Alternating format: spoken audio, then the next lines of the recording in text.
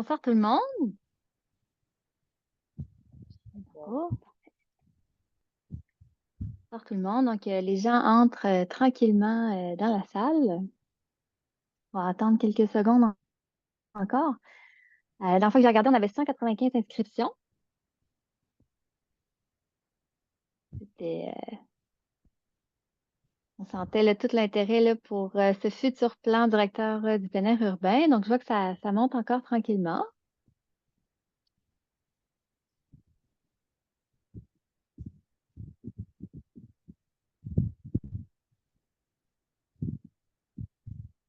Bon, je vois que ça ne monte plus. Donc, on va débuter tranquillement. Puis, de toute façon, les gens vont pouvoir continuer de se connecter et on va les accueillir bien évidemment un par un. Donc, bonsoir tout le monde. Merci d'être avec nous ce soir là, pour ce webinaire interactif sur le plan d'action là, du plein air urbain. Moi, je suis Alexandra Mauger, je suis conseillère en consultation publique.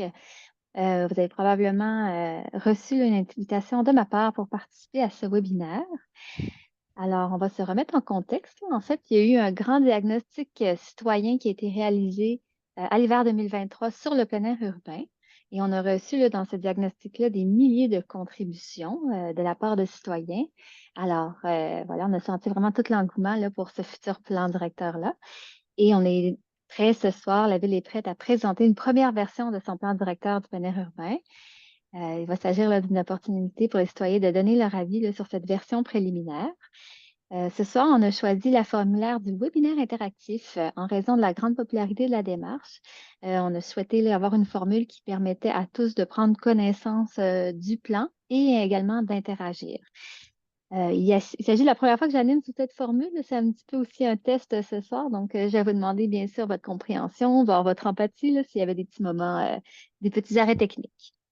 Alors, c'est sûr que, comme on attendait beaucoup de gens ce soir, les interactions, on cherche au maximum, mais ça va être un peu limité. Il y a un droit de parole là, qui va être donné à des moments clés de la rencontre.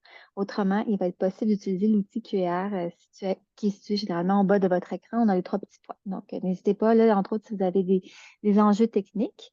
Alors, avant d'expliquer tout le déroulement de la rencontre, je vais demander à M. Jean-François Gosselin, membre du comité exécutif, responsable des loisirs et des sports, à ouvrir la séance officiellement. M. Gosselin? Merci beaucoup, Mme Mauger. Je tiens à remercier tous celles et ceux qui sont présents ce soir, évidemment, mais aussi les milliers de personnes, citoyennes et citoyens, là, qui ont participé aux différentes activités de consultation en ligne pour répondre aux questionnaires, mais aussi pour venir mettre sur la carte là, les différentes activités que vous pratiquez en plein air sur le territoire de la Ville de Québec. Merci aussi aux équipes de la Ville, aux différents services qui ont participé jusqu'à maintenant au plan directeur et qui vont continuer de le faire aussi. Donc, sans plus tarder, je vous laisse, je vous laisse continuer. J'ai bien hâte de voir ce que vous en pensez, aussi de vous entendre. Puis ne vous gênez pas pour poser des questions. Il n'y en a pas de mauvaises. Merci. Bonne soirée. Merci beaucoup, M. Gosselin. Ben oui, alors justement, pour que ça se déroule bien, là, on a la présence de plusieurs intervenants. Et donc, évidemment, introduire tout de suite M. Frédéric Lessard-Poulain, qui est conseiller à la direction stratégique. Il a été le chargé principal là, de toute cette aventure là, pour ce plan directeur-là. Ensuite, j'ai également la présence de M. Richard Marchand, qui est directeur de la division des parcs du plein air, des sports et de la planification des infrastructures, ainsi que Mme Stéphanie Ouellet, directrice stratégique. Alors, ils travaillent tous pour le service des loisirs, des sports et de la vie communautaire. J'ai souligné l'accompagnement également ce soir. Là, vous savez, il y a un outil QR là, qui est rendu disponible, que vous pouvez voir là, au bas de l'écran. Donc, les personnes qui vont répondre à vos questions sont mes collègues Héloïse Gaudreau, conseillère en consultation publique, et Mme Mélissa Brisson, qui est conseillère en communication. Puis également, là, je les présenterai en cours de route, mais la présence là, de plusieurs membres de l'équipe de projet avec.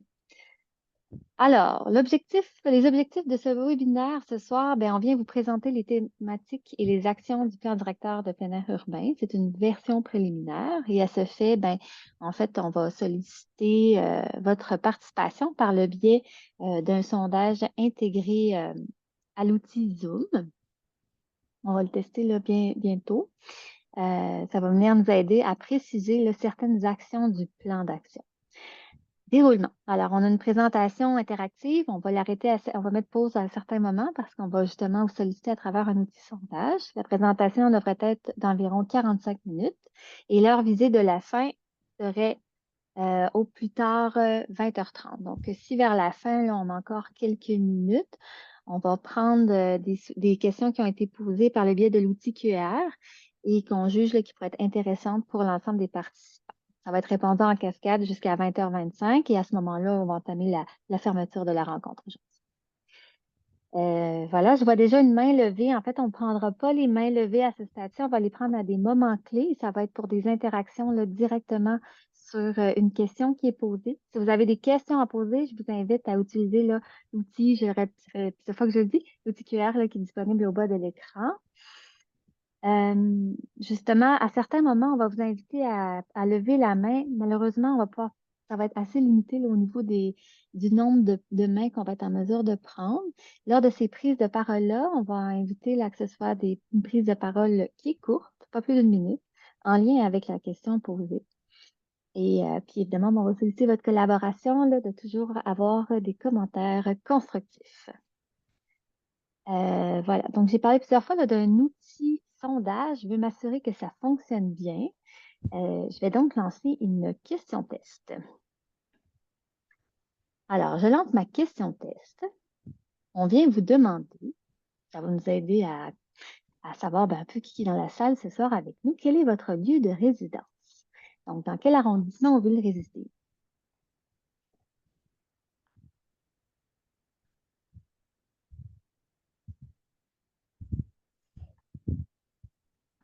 Donc, je vois que ça fonctionne bien parce que j'ai déjà 57 répondants sur 70 personnes en salle. Normalement, vous avez là, un écran là, qui apparaît devant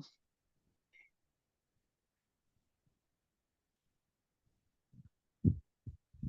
Je vois qu'il y avait une personne là, qui est connectée par téléphone. En tout cas, si jamais là, ce même sondage-là, en fait, il va être rendu disponible en ligne là, dès demain. Donc, je commence à avoir pas mal de réponses. Ça allait fonctionner au moins pour 64 personnes sur 70. Je vais mettre fin à ce sondage et je vais partager les résultats à l'écran. Donc, comme ça, vous allez pouvoir suivre aussi qu'est-ce que les gens ont dit. Donc, ce soir, eh bien, nous avons une majorité de gens, un tiers des participants là, provient de la cité Limoilou. On a une bonne représentation aussi de Sainte-Foy-Sillery, Cap-Rouge, sinon un petit peu les autres arrondissements. Et nous avons quelques personnes qui ne résident pas à Québec. J'arrête le partage. Donc, je pense que ça a bien été. Alors, on va continuer dans cette lancée. Puis, avant de lancer, je vais par la suite inviter mon collègue Frédéric là, à lancer la présentation. Juste pour rappeler, il va y avoir un rapport là, qui va être fait de cette séance ce soir, là, des réponses que vous nous soumettez, ainsi qu'un rapport là, avec la consultation écrite là, qui va suivre. Et aussi, pour votre information, ben, la séance de ce soir est enregistrée et elle va être diffusée demain là, sur la page web du projet. Donc, j'ai beaucoup parlé déjà. Frédéric, est-ce que tu es prêt à lancer ta présentation? Oui, je suis prêt. Je peux vous partager donc la présentation. Je vais vous présenter le plan directeur du plein air urbain, donc dans son entièreté avec les différentes informations. Donc, je vous partage ma présentation et au fil de la présentation, vous allez pouvoir partager votre point de vue à travers les questions on va vous poser. Donc, je vous partage ma présentation. Partager.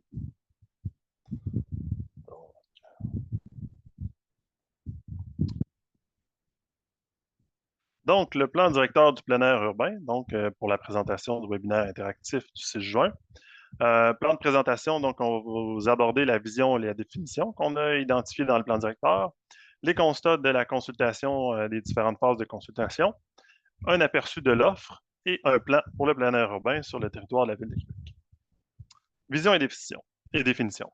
Quand on parle d'une vision, donc c'est un énoncé qu'on se donne pour se projeter dans l'avenir. Donc, avec des termes clés qui vont nous orienter tant au niveau de nos actions, nos orientations. Donc, dans le cas du plan directeur du plein air urbain, l'énoncé que vous voyez, donc je vais vous le lire. Donc, les citoyens de la Ville de Québec peuvent s'épanouir à travers la pratique du plein air urbain grâce à une offre de niveau débutant et intermédiaire, accessible et dans le respect des milieux naturels. Proposant à tous des expériences complémentaires à l'échelle de la ville, le plein air urbain s'intègre facilement dans le quotidien des citoyens par une offre de proximité avec différents milieux de vie. Donc, quand on parle d'un énoncé de vision aussi, il y a des mots-clés ces mots-clés-là vont orienter vraiment les actions qu'on va poser. Quand on parle d'une pratique de niveau débutant intermédiaire, se déroule dans le respect des milieux naturels, on est dans la complémentarité aussi à l'échelle du territoire de la ville, donc les différentes expériences, et qui s'intègrent dans le quotidien et les milieux de vie, donc vraiment en termes de proximité, donc un plan directeur de plein air urbain, donc qui s'inscrit dans une proximité des différents milieux. Je vous inviterai déjà dans une première question. Donc, je laisserai ma collègue Alexandra vous la lire. Vous allez pouvoir intervenir à ce sujet avec cette question. Ben oui, tout à fait. On aimerait ça connaître, en fait, là, à la lecture de cet énoncé de vision, savoir là, sur une échelle de 1 à 5 si vous vous sentez interpellé par cet énoncé. Alors, 1, ça va correspondre à pas du tout et 5 à totalement. Je lance la question et à la suite de ça, je vais prendre une main levée pour commenter. Donc, si quelqu'un aimerait là, commenter cet énoncé, voir est-ce que ça fait du sens, est-ce qu'on est bien aligné là, pour ce plan directeur. Donc, la question sondage est lancée. Je pense que ça fonctionne bien parce que ça monte tranquillement.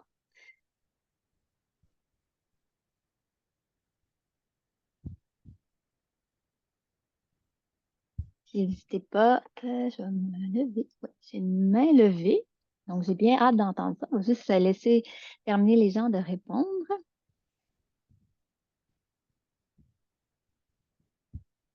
Je pense que l'équipe va être rassurée parce que pour l'instant, c'est assez positif, je dirais. Donc, je vais attendre encore une petite seconde.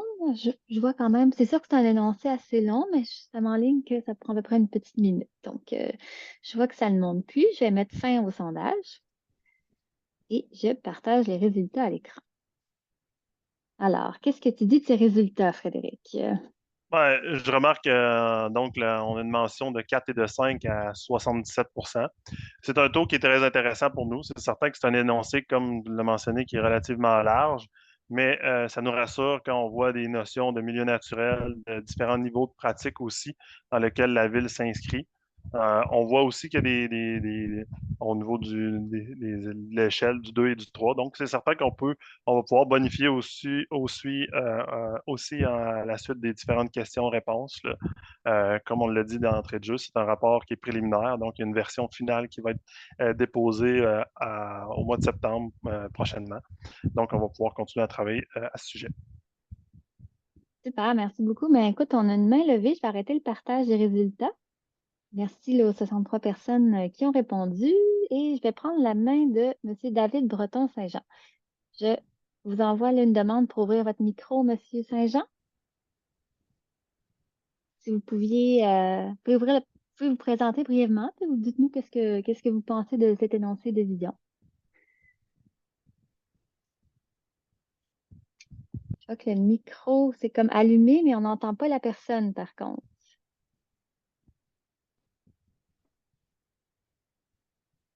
Bon, malheureusement, ça ne semble pas fonctionner là, pour le micro. Ah, désolé, j'avais un casque d'écoute branché sur l'ordinateur. Ah, ben là, ça fonctionne. On vous entend OK. bien. Allez-y. Bon, OK, désolé pour l'erreur. C'est ça, mon nom, c'est David Breton. Je suis nouvellement administrateur. Je suis résident de la ville depuis longtemps. Je suis un amateur de plein air. L'aspect des parcs a toujours été important pour moi. Tant comme utilisateur, j'ai déjà aussi participé là, comme bénévole ou comme concepteur sur des projets. Donc, je suis très interpellé, évidemment. Je suis ici parce que j'ai une grande inquiétude également. J'observe là, à Québec, mais aussi dans d'autres villes là, à proximité de Québec, euh, la perte d'actifs verts là, vraiment important pour la ville, en particulier sur des terrains soit privés ou que c'est pas de la faute du propriétaire ou sur des projets qui ont été développés par des citoyens, qui ont été utilisés pendant plusieurs décennies. Puis que pour des raisons là, en lien avec des décisions, là, souvent c'est politique, que ce soit à Québec ou dans d'autres petites villes à proximité, que la perte d'accès là, de sites vraiment importants pour Québec. Donc, je suis vraiment quand même assez inquiet, là, puis touché par OK. cette question-là. Mais j'entends Étant bien votre donné, préoccupation. J'entends bien là, cette perte d'accès. Mais justement, là-dessus, en fait, la question qui est posée, si je peux vous ramener dessus, là, c'est justement, ben, il y a un énoncé de vision là, pour ce plan directeur-là. Je me demande, est-ce que ça s'enligne, est-ce que ça répond un peu aux préoccupations? C'est sûr que là, on va élaborer davantage dans le cadre de cette rencontre. Mais rapidement, comme ça, vous, est-ce que vous étiez interpellé par l'énoncé qui est à l'écran? ben oui, en fait, proposant à tous des expériences complémentaires, je pense que tu sais, la ville a tendance à proposer un créneau tu sais, qui est intéressant, mais qui ne couvre pas l'ensemble des besoins, là, tu sais, qui est très, très structuré, qui n'est pas du tout dans une optique de jeu libre. Euh, Puis ça, c'est quelque chose qui est plus difficile à avoir comme offre. Tu sais, au niveau de l'offre en général, je pense que oui, la ville offre beaucoup. Il y a beaucoup de beaux parcs à Québec. On est chanceux là-dessus, mais je pense qu'il y a une autre partie aussi qui est un peu plus libre, qui est un peu moins structurée, un peu moins Mhm. bâtie, construite ou c'est ça. Puis OK. cette partie-là est manquante. Là, OK, bon, ben, écoutez, merci vraiment là, d'avoir donné votre point de vue là-dessus. Là. J'espère vraiment que vous allez vous allez vous retrouver là, dans les prochaines minutes là, dans la présentation de ce plan directeur. Donc, merci beaucoup. On va poursuivre, mais on va continuer un petit peu plus tard de prendre des mains levées. Donc, Frédéric, tu peux reprendre. Oui. Donc, quand on parle d'un plan directeur, excusez-moi. Donc, on vient aussi définir ce qu'est le plein air urbain. Donc, on parle d'un plan directeur du plein air urbain, mais le plein air urbain, dans le fond, c'est la pratique d'une activité physique. Donc, il faut être en mouvement. On ne parle pas de degré d'activité physique, mais on parle d'une activité physique, donc il faut être en mouvement, en contact avec la nature, fédéré ou non, de récréation, de détente ou d'aventure, dans un esprit non compétitif. Donc, c'est clair, c'est certainement un énoncé qui est rassembleur. Donc, on ne vient pas déterminer non plus la quantité de pratiques ou le nombre de pratiques qui doivent être identifiées. Vraiment, on vient identifier aussi la notion de l'utilisation de véhicules motorisés, comme les véhicules tout-terrain, les motocross, les motoneiges. Donc, ces pratiques-là ne sont pas visées dans le plein air urbain, là, vraiment à proprement dit. On est plus dans la notion, comme on le mentionnait, en contact avec la nature, des éléments comme ça, qui n'utilisent pas un véhicule à essence, par exemple, là, comme on les a identifiés. On ne fait pas non plus une nomenclature des activités. Dans le rapport préliminaire, il y a une nomenclature des activités identifiées. Cependant, on est assez large aussi au niveau des tendances, donc la ville va s'ouvrir sur les tendances, les activités émergentes par rapport à cela. Donc, on vous solliciterait pour une seconde question. Donc, je laisserai ma collègue Alexandra pour vous la lecture. Ben oui, tout à fait. Ben, je pense que l'équipe de projet était vraiment intéressée. En fait, bien que j'imagine que tous ces attraits sont intéressants, s'il y en avait un à choisir, ce serait lequel? Ces attraits pour ces lieux de plein air étant la vue, donc panorama, location, l'offre de location de matériel, la disponibilité là, d'un bâtiment de service complet, toilettes, vestiaires, salles et accueil, des activités diversifiées, des activités pour tous les âges sur le même site ou encore des cours ou des ateliers aux activités de plein air. Donc, pour cette question, on va chercher là, une seule réponse et je la lance à l'instant.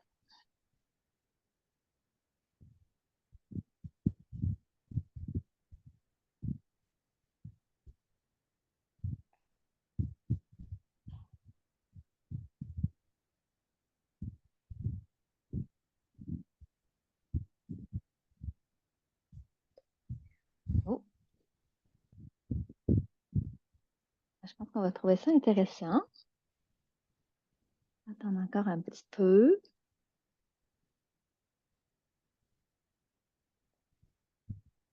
Alors, ben, j'ai mis 61 personnes qui... Ah, 62, ça monte encore un peu. OK, c'est bon. Ben, je vais mettre fin au sondage, puis je partage les résultats. Donc, alors, l'attrait qui a retenu le plus l'attention, ce serait les activités diversifiées. Un commentaire là-dessus, Fred. Dans le fond, c'est certain que c'est un élément que vous allez retrouver aussi. C'est un élément sur lequel on travaille. On travaille beaucoup aussi dans les pôles de plein air, à amener des activités diversifiées en utilisant soit la topographie ou les opportunités qu'on saisit. Donc, on est satisfait aussi que cela ressort là, quand un élément distinctif de l'offre en matière de plein air, puisqu'on fait des efforts, puis on va continuer à faire des efforts dans ce sens-là. Super, merci. Ben, je pense qu'on peut continuer. Donc, constat de la consultation. Comme on l'a mentionné, donc, il y a eu une première phase de consultation qui s'est déroulée de mars 2023 en avril 2023. On a eu un très bon résultat de participation au niveau du questionnaire en ligne, donc un nombre de répondants de 5 998. On avait aussi sollicité à ce moment des organismes et on a reçu 18 mémoires. De plus, on a utilisé un autre moyen pour consulter les citoyens. On a utilisé un moyen plus interactif, donc qui a permis aux visiteurs d'inscrire des épingles. Donc, chacune des épingles fait mention d'une activité qui a lieu. On avait différentes questions qu'on posait sur les améliorations qu'on pouvait faire ou l'utilisation, l'activité qui en était faite, les clientèles avec qui vous faisiez cette activité-là. Donc, ces informations-là ont donné une masse intéressante, une base de données qu'on a pu utiliser. Dans les prochaines diapositives, je vais vous faire ressortir quelques constats, principalement liés au questionnaire en ligne. Les épingles sur la carte ont vraiment été utilisées au niveau des actions qu'on voit plus tard et aussi des futures actions qu'on va développer aussi dans le plan directeur et au courant de nos opérations. Donc, profil des répondants par tranche d'âge. Donc, on voit clairement qu'on a rejoint principalement les 35 ans et plus. Fait à mentionner que nous avons aussi démarché, fait de différentes étapes de consultation subséquentes avec des groupes jeunesse, d'adolescents ou d'enfants pour poser des questions plus précises, pour être aussi influencés par leur pratique dans le plan directeur du plein air urbain, puisqu'il y avait eu très faible participation à ce niveau-là. Donc, on était très satisfait de cette répartition-là. Au niveau des principales activités pratiquées par les répondants, donc on n'a pas la liste de toutes les activités que les répondants nous ont mentionnées, mais on voit les principales. Donc, ce qui ressort, la marche, le vélo. Donc, dans la question, c'était vraiment tous les types confondus, tant le vélo de montagne, le vélo sur piste, le vélo sur route ou le vélo, par exemple, en pratique hivernale ou le fat bike. Le ski de fond, donc qui vient par la suite, le patin à glace ou à roulette, donc, et la raquette, ainsi que la course en sentier et la glissade. Donc, c'est des informations qu'on a pu, qui viennent aussi agrémenter notre réflexion. La satisfaction globale des citoyens à l'égard de l'offre d'activité de plein air urbain à Québec. Donc, on est dans un taux de satisfaction très satisfait de 74 %. Donc, ça nous a réconforté aussi quant à les actions qui sont posées au quotidien. On est allé aussi un peu plus loin en termes de satisfaction. Donc, quant au service, vraiment, ou à l'entretien, ou à des particularités de l'offre en matière de plein air. Donc, on parle de la sécurité des installations et des sentiers. Donc, là aussi, un pourcentage relativement élevé de satisfaction la diversité des activités offertes. Donc, vous avez mentionné aussi que c'est un élément qui ressort. Donc, à ce niveau-là aussi, on voit que ça ressort. L'entretien des installations et des sentiers, sachant qu'il y a beaucoup d'efforts qui est mis sur l'entretien année après année, à chaque saison, pour en maintenir une belle qualité. Donc, on voit que ça ressort aussi. L'accueil et les blocs sanitaires, donc un point possiblement amélioré à notre sens, par rapport à ce sondage. Et l'allocation d'équipement et de restauration, donc fait particulier dans cet élément-là, au niveau du 38 % je ne sais pas ou ne s'applique pas. Vous avez bien raison, dans le fond, puisque l'allocation d'équipement n'est pas partout sur les différents sites ou les différents pôles de plein air, ni le service de restauration. Les modes de transport pour se rendre sur les lieux de pratique, donc 43 % de véhicules motorisés et pratiquement un même pourcentage au niveau de la marche. Donc, quand on parle de plein air de proximité, donc quand on voit un pourcentage de marche à 42 %, donc c'est un élément qui fait ressortir que c'est important d'avoir un plan directeur de plein air urbain, donc qui s'inscrit dans la proximité. Durée des activités plein air urbain pratiquées, donc moins de 2 heures, donc à 61 %. Donc, on voit encore donc, le plein air de proximité, l'accès à un parc, l'accès à une infrastructure pas trop loin pour pratiquer une activité d'une durée plus petite, avec par exemple une famille, une petite famille qui pourrait utiliser un lieu ou une marche d'une durée d'une 30-45 minutes là, toujours, donc, on est vraiment dans cette tendance. Quand on parle aussi de satisfaction, on parle au site de pratique. On a des sites de pratique plus dédiés ou des sentiers dédiés. Par exemple, la raquette, donc, qui reçoit le taux de pourcentage le plus élevé. Donc, la raquette, la course en entier, la marche, le ski de fond. Donc, on est vraiment dans la satisfaction générale qui était identifiée initialement là, à 74 ou approche. Vélo de montagne, activité d'interprétation. Donc, on est dans les points à améliorer possiblement. Et canot-kayak, donc là, on a un taux d'insatisfaction plus élevé. Donc, il y a du travail à faire à ce niveau-là. Question 3. Donc, je laisserai ma collègue pour pousser un peu l'information qu'on retrouve sur notre site Web. Ben oui, tout à fait. En fait, l'équipe là, était vraiment intéressée. Puis je pense que c'est beaucoup ressorti en fait là, dans les consultations à différents moments. Là, c'était la transmission de l'information. Donc là-dessus, là, on a vraiment une question pour vous. Là, il faudrait que vous nous aidiez à déterminer de quelle façon en fait l'information devrait être classée. Donc, de quelle façon souhaiteriez-vous trouver l'information relative au plein air urbain sur le site web de la Ville de Québec? Je ressors mon outil et je oh. Alors, quand j'ai parlé de moment bug,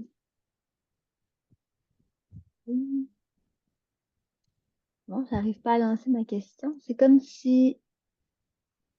c'est parce que le partage était toujours en cours. OK. Voilà, je la lance, la question.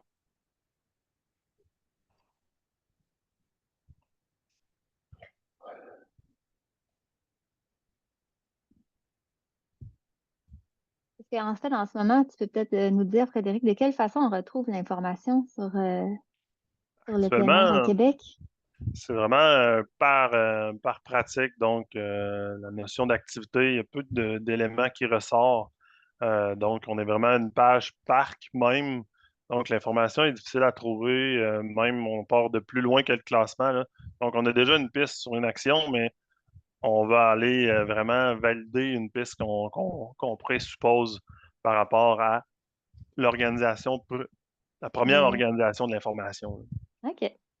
Ben, je vais mettre fin au sondage. J'ai hâte de voir si ça correspond à ta piste. Voilà, donc ça ressort, la classification là, qui ressort le plus serait par activité Ouais. pour plus de la moitié des participants.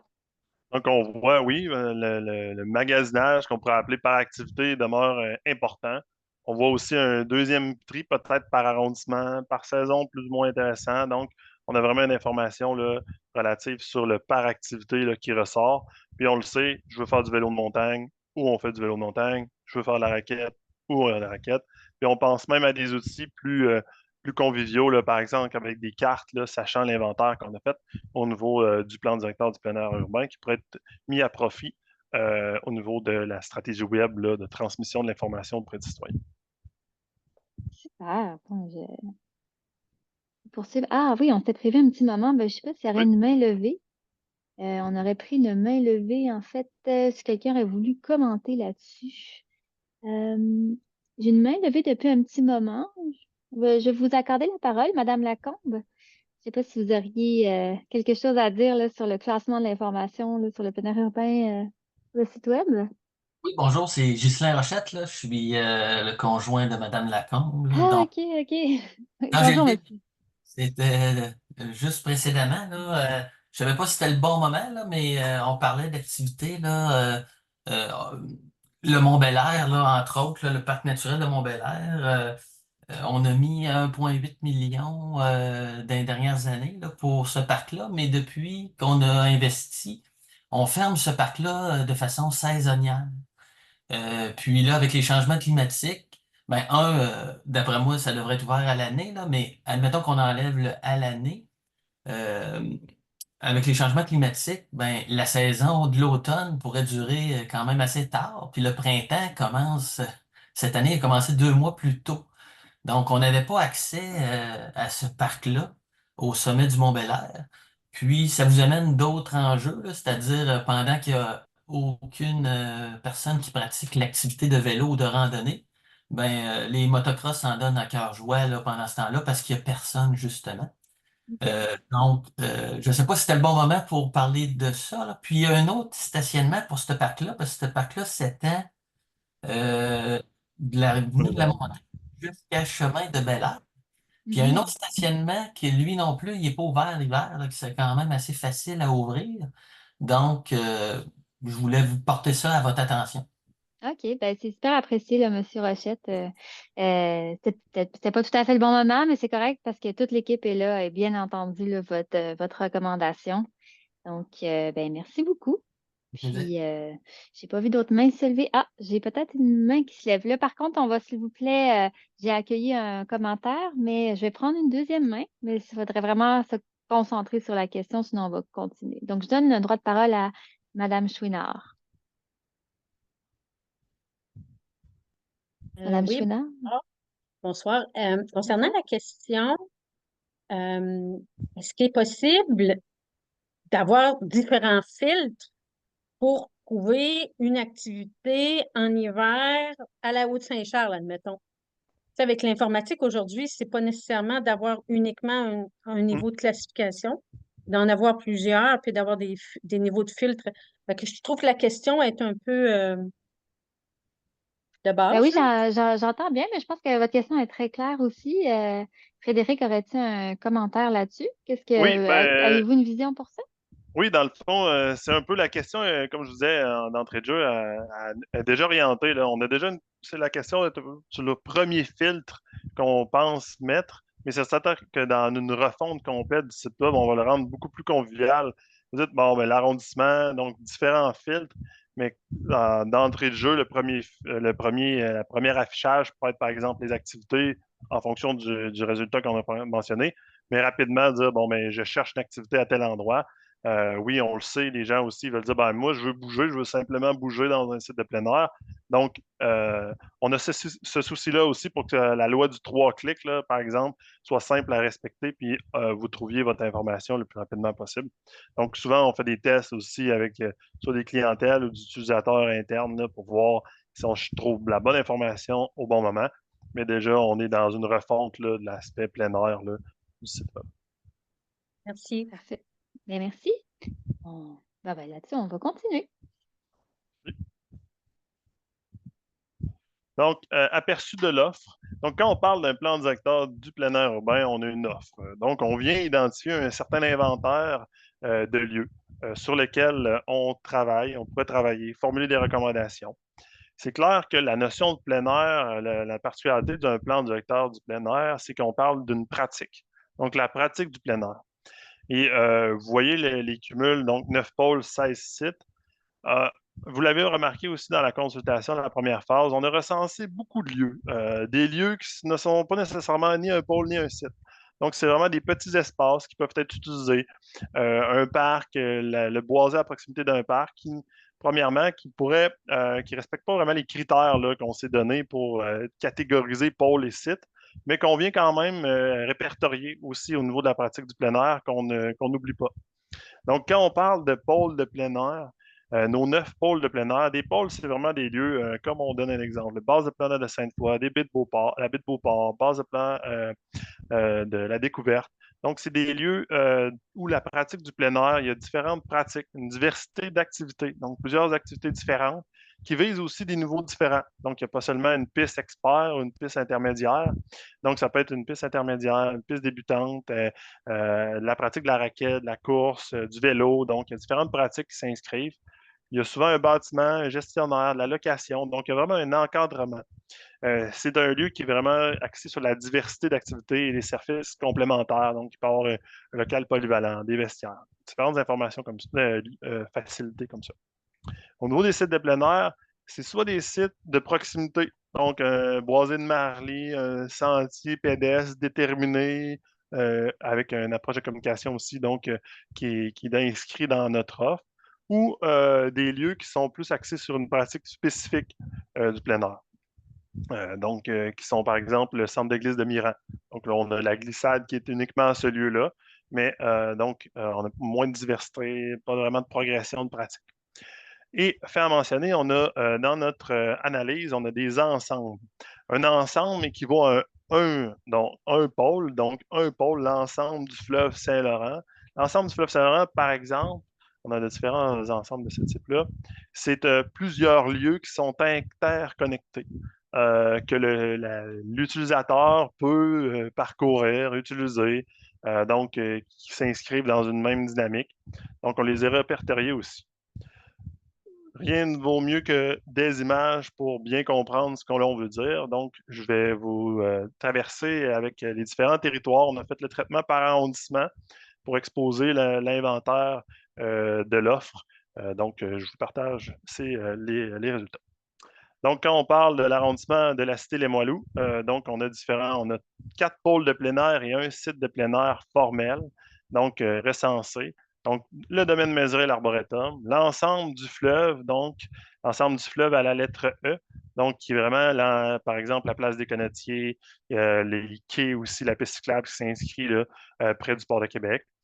L'ensemble du parc linéaire de la rivière Saint-Charles, donc Pointe-aux-Lièvres, Parc Victoria, dans le début de la rivière Saint-Charles, et le parc des champs de bataille, là, qui est le H. Là.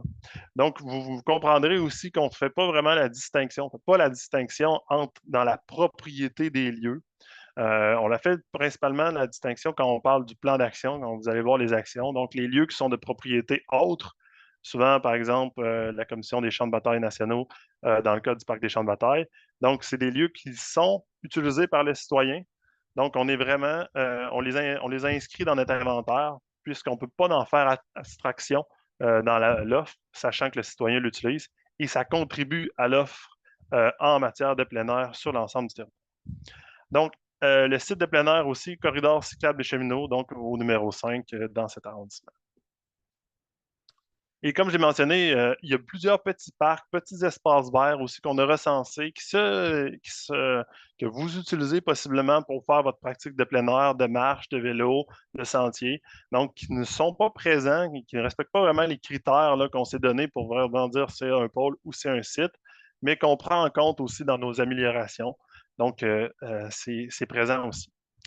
Au niveau de l'arrondissement des rivières, donc, on recense 2 pôles et 2 sites. Donc, on retrouve encore l'ensemble du parc linéaire de la rivière Saint-Charles et du lac Saint-Charles, donc en termes de sentiers principalement, et le parc Chauveau qui se démarque aussi de par son offre. Et en termes de sites de plein air, donc le corridor cyclable des cheminots, au niveau de la pratique du vélo, du patinage et des différentes autres pratiques qu'on peut y faire, ainsi que l'ensemble du parc naturel de la rivière du Berger et du parc de l'Escarpement. Au niveau de l'arrondissement Sainte-Foy-Sillery-Cap-Rouge, donc la base de plein air de Sainte-Foy qui s'inscrit en plein centre de l'arrondissement, donc à la partie nord. Donc la base de plein air de Sainte-Foy et l'ensemble du fleuve qu'on retrouve ici, qui vise aussi le parc nautique de Cap-Rouge dans l'embouchure de la rivière Cap-Rouge, ainsi que le parc de la Jacques-Cartier, les différentes phases de la promenade Samuel de Champlain. Au niveau des sites, donc le Boisé de Marly, le centre de glisse de Miran qu'on retrouve au numéro 2, l'ensemble du parc des sentiers de la rivière du Cap-Rouge, donc qui débute dès le quartier Champigny, le parc du Bois de Coulanges de propriété de la Commission de la capitale nationale, ainsi que ses sentiers afférents au niveau de la falaise, et piste de ski de fond de Cap-Rouge, donc au numéro 16. On voit l'entièreté qui est coloriée, on va dire, sur la carte. On prend en note que c'est vraiment les tracés de ski de fond, c'est pas l'entièreté de tous les terrains qui sont identifiés là-dessus. Donc, on est vraiment au niveau du golfe de Cap-Rouge. Au niveau de Charlesbourg, donc, on retrouve des sites de plein air, donc 5 sites distincts. Centre de ski de fond de Charlesbourg, le corridor cyclable des cheminots, le parc de la Montagne des Roches, parc des Moulins et le parc linéaire de la Rivière des Roches, qui contribuent à l'offre en matière de plein air dans l'arrondissement. Au niveau de l'arrondissement de Beauport, donc 3 pôles et 3 sites. Donc, le pôle A, donc à la baie de Beauport, qui est vraiment à la pointe, qui appartient à l'arrondissement de Beauport, mais qui est vraiment utilisé par les différentes clientèles de proximité de l'arrondissement de la Cité-les-Moilous et de Beauport, ainsi que dans l'entièreté du territoire. L'ensemble du fleuve, donc au niveau des sentiers près de l'autoroute du frein Montmorency, et centre de plein air de Beauport, donc on sait qu'il est un des pôles importants de cet arrondissement. Site de plein air, donc le centre de ski de fond de Charlesbourg, qui vient aussi dans sa portion de couverte de territoire au nord. L'ensemble du parc de la rivière Beauport, qui en partie 6, excusez, et 9, Parc de la Chute Montmorency, donc présent dans la portion est de l'arrondissement. Pour le plein air, au niveau de l'arrondissement, la Haute-Saint-Charles, donc 2 pôles de plein air et 3 sites.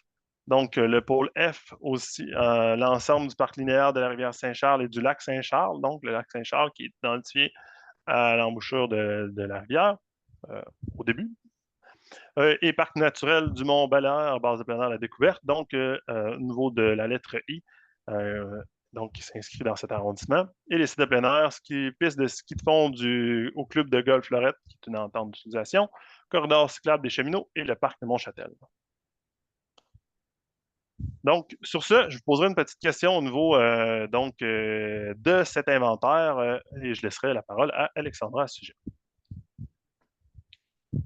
Oui, ben en fait, on voulait tout simplement savoir quel pôle de plein air fréquentez-vous? Vous avez un choix multiple ici. Est-ce que tous ces pôles-là, Frédéric, sont nécessairement gérés par la ville ou comment ça se passe, là, Il y en a différents types. Dans le fond, la plupart sont gérés par la ville. Il y en a certains qui sont de propriété de d'autres partenaires gouvernementaux, comme mentionné par le Parc des champs de bataille. On parlait aussi de l'ensemble du fleuve, les rives du fleuve Saint-Laurent, donc avec la Commission de la capitale nationale en partie. Le domaine Mézeray aussi, qui est la propriété de la Commission de capitale nationale, et la baie de Beauport, qui est propriété du Port de Québec. Donc, en partie, oui, mais c'est tous des partenaires auxquels on discute. Certains qu'au niveau de l'action précise à porter, donc il y a des discussions. Le plan d'action vise principalement les pôles qui sont de domaines qui sont sous gestion municipale.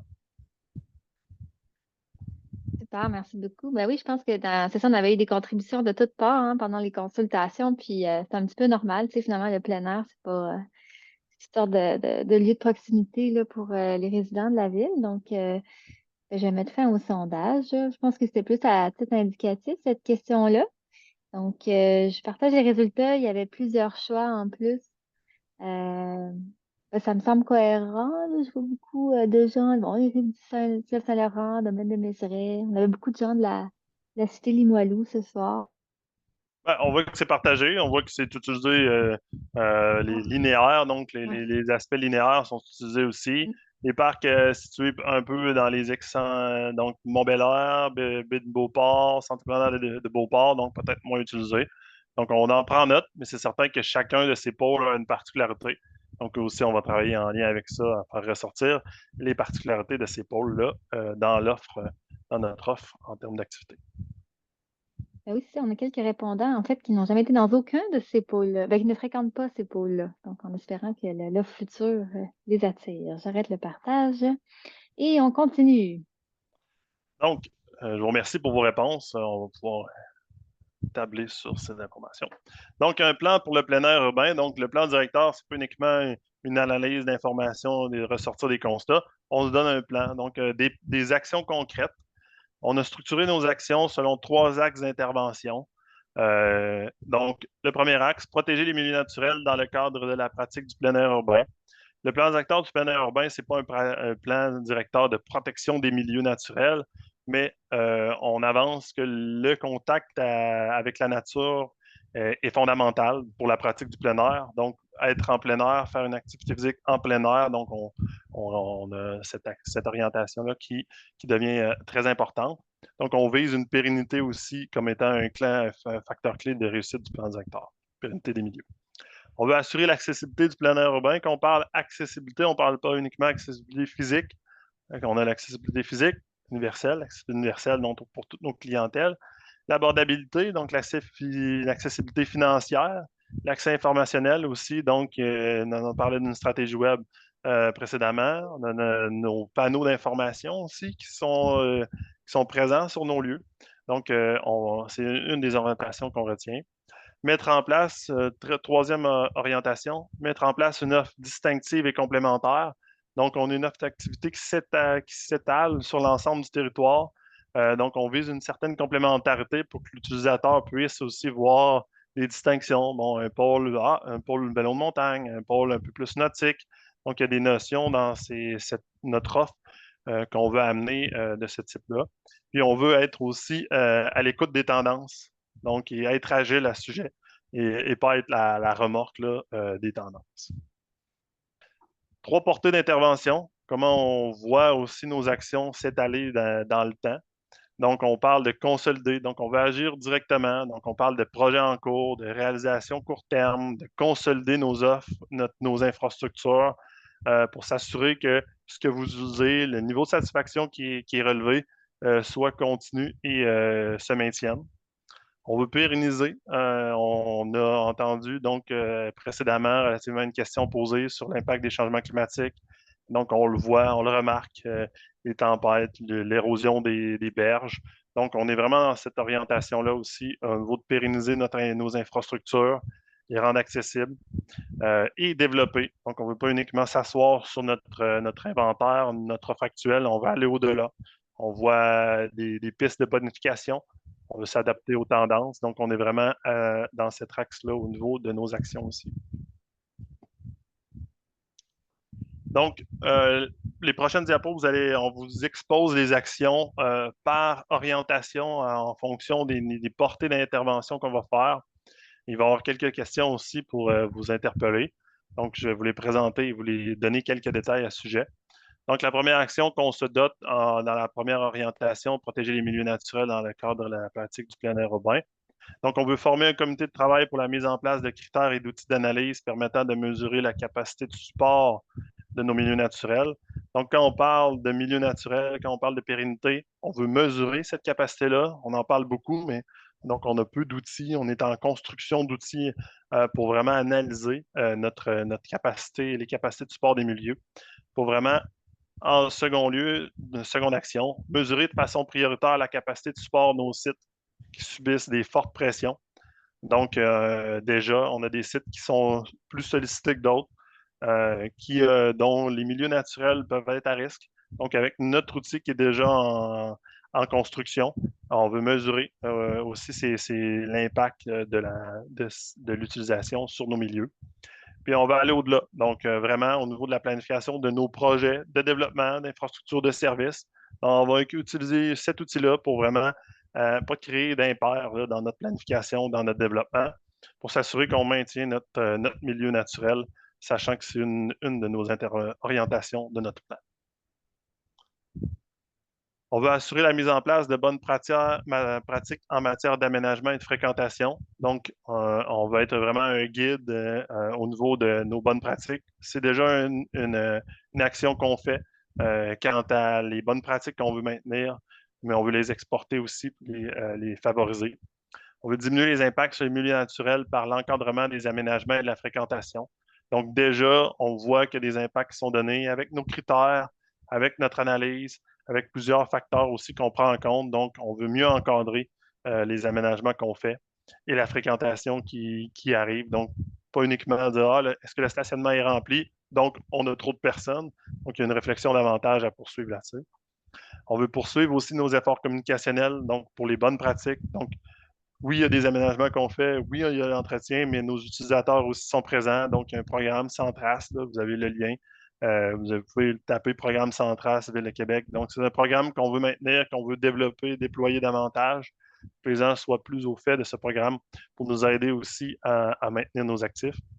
Poursuivre le développement de contenu éducatif. Donc, oui, il y a des contenus qu'on développe. On a sollicité nos organismes partenaires aussi à ce niveau-là. Donc, on veut développer et maximiser ces contenus-là pour liés à la conservation et les rendre disponibles en ligne dans notre nouvelle stratégie au niveau du plein air pour notre communication.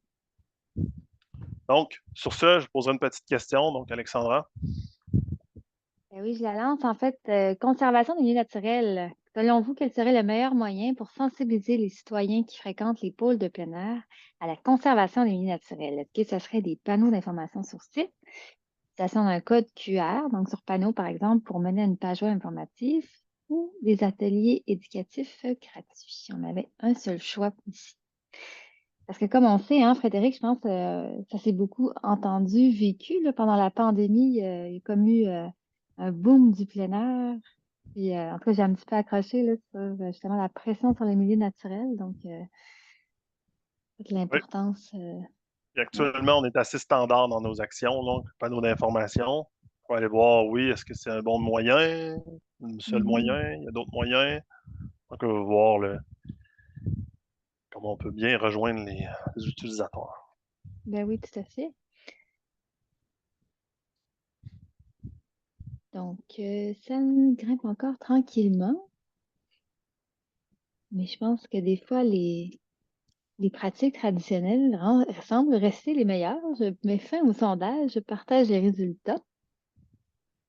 Alors, Donc, oui, panneaux d'information sur site, c'est certain que c'est un moyen qu'on utilise. On les rend les plus clairs possibles. Connaissant les normes villes que vous voyez aussi, on tente de les rendre uniformes. Pas parce qu'on aime que ça soit brun, blanc, toutes les mêmes couleurs. C'est parce qu'il y a un code d'accessibilité aussi pour que tous puissent lire la bonne information, que ça ne prenne pas le caractère plus petit, les couleurs contrastantes. Donc là, on a des normes à suivre. C'est un peu pour ça aussi que nos panneaux d'information qui sont présents, qu'on va poursuivre, qui ressemblent, qui ont une signature similaire. Donc, on va poursuivre dans cette veine-là aussi, là. Et peut-être ajouter un code QR là, si on peut, si on peut. Les ateliers éducatifs gratuits, je le prends, là. Sincèrement, c'est certain que ça nécessite plus d'intervention, mais c'est possible qu'on va être plus interventionniste ou qu'on voit aussi avec nos partenaires scolaires des opportunités en lien avec ça ou nos organismes partenaires qui pourraient déployer ces offres-là. super, Donc, ben merci, on va poursuivre. Ben, en fait, on avait offert l'opportunité oui, de oui, oui, lever oui, la main, vraiment. puis d'ailleurs une main levée. Oui. Madame Bernier, je vous permets, je vous donne le micro. Je ne sais pas si vous auriez quelque chose à dire là, justement sur ces moyens de sensibiliser les citoyens ou la C'est pas sur- conservation des milieux naturels, tout simplement. Ben, c'est sur les tableaux, justement, au consolidé, pérennisé et développé, en fait. Est-ce que c'est un bon moment ou bien vous préférez que j'attende un peu? Ben, c'est une question que vous avez? Ben, en fait, c'est un commentaire, en fait. Oui, allez-y, rapidement. En fait, si vous allez de cette façon-là, consolider, pérenniser en premier, que développer se fait sur le plus long terme, Saint-Émile va encore être systématiquement laissé de côté.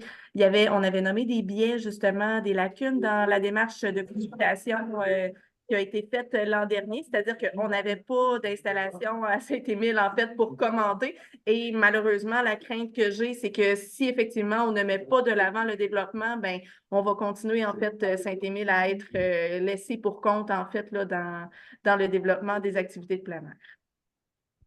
Parfait. Bon, ben, c'est bien entendu. Puis je me souviens aussi là, du dépôt de ces mémoires-là. Donc, merci, là, Madame Bernier, là, de bon rappel. On va continuer, Frédéric. Oui, pas de problème. Donc, deuxième orientation, on se souvient, assurer l'accessibilité du plein air. Donc, la notion d'accessibilité, c'est c'est 4 dimensions. Donc, compléter l'identification des niveaux de pratique pour les activités, quand on parlait dans notre énoncé de vision, débutant, intermédiaire. Donc, c'est une information qu'on veut rendre disponible. On parlait d'une stratégie web aussi à ce sujet, donc vraiment de rendre disponible cette information-là pour planifier des usages. Poursuivre le développement de la stratégie de communication tant sur le web que sur les sites de plein air. Section spécifique destinée aux activités de plein air. Donc là, on voit, on parlait de nos questions par rapport à ça. Donc, des sections spécifiques pour que les gens puissent s'y retrouver facilement. Des cartes uniformisées aussi. Vous avez vu les belles cartes. C'est des cartes blanches d'analyse, oui, mais on pourrait aussi développer pour que les personnes, quand on parlait, je suis à tel endroit, on voit physiquement comment ça me prendrait de temps à m'y rendre. On voit la proximité des lieux de plein air sur le site web. Bonifier l'accès en transport collectif en accentuant les échanges avec le RTC dans le cadre de la révision des tracés pour les zones de Val-Bélair, Charlesbourg et de Beauport. Donc, on a vu certaines lacunes, il y a des échanges qui ont lieu, qui vont avoir lieu aussi pour voir les tracés, les maximiser, les rendre disponibles ou méconnus. Donc, on veut s'inscrire dans cette démarche-là au niveau du transport collectif, sachant que c'est un facteur d'accessibilité financière à nos sites. Assurer l'accès financier au plein air urbain en limitant l'impact de l'inflation ou des hausses tarifaires pour maintenir un accès abordable à des sites de pratique pour les citoyens de la Ville de Québec. Donc, on est vraiment dans une notion d'abordabilité de la pratique des sites Actuellement, nos sites et nos pôles sont en fréquentation, donc c'est gratuit. Au niveau des coûts de location, on demeure compétitif en tenant compte des impacts de l'inflation, mais on rend aussi nos équipements disponibles dans les pôles de plein air principalement. Donc, on veut maintenir cet accès financier et abordable à nos sites dans un avenir court terme, dans un avenir prochain.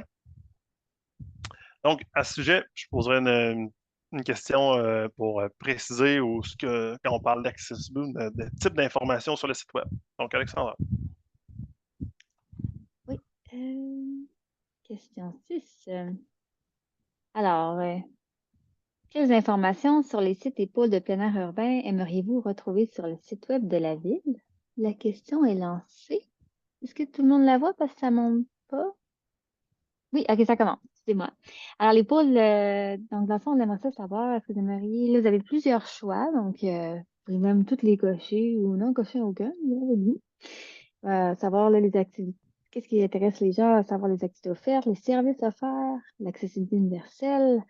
On a d'ailleurs rencontré là-dessus la table d'accessibilité, la table de la Ville de Québec en matière d'accessibilité universelle, qui a formulé beaucoup de recommandations, la longueur des sentiers pédestres et des pistes de ski de fond, les autres équipements disponibles sur le site. Je préciserai les pôles, on en regroupe 9, comme on l'a mentionné initialement. Donc, baie de Beauport, centre de plein air de Beauport. Donc, c'est vraiment nos lieux principaux d'activité, là, vraiment, qui dispensent le plein air urbain.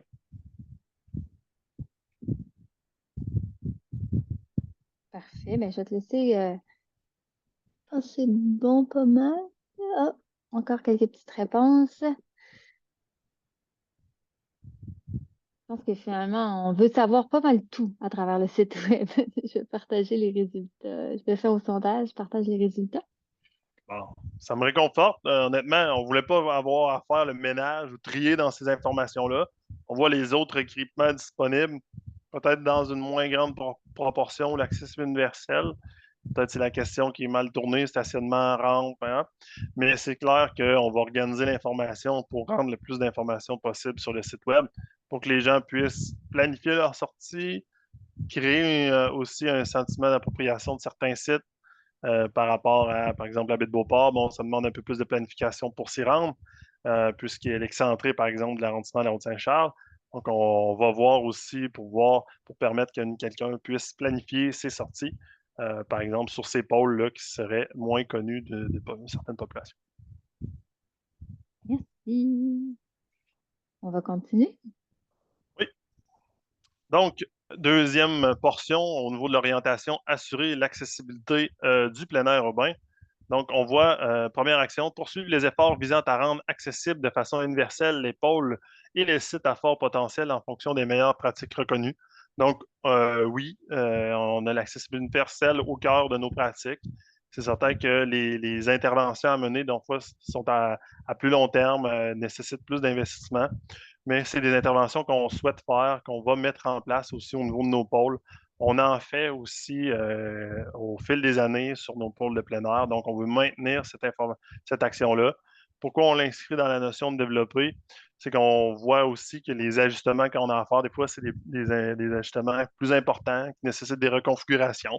Donc là, c'est à cause de ça qu'on a inscrit cette action-là, mais on en fait déjà aussi des efforts pour l'accessibilité universelle dans nos sites actuellement.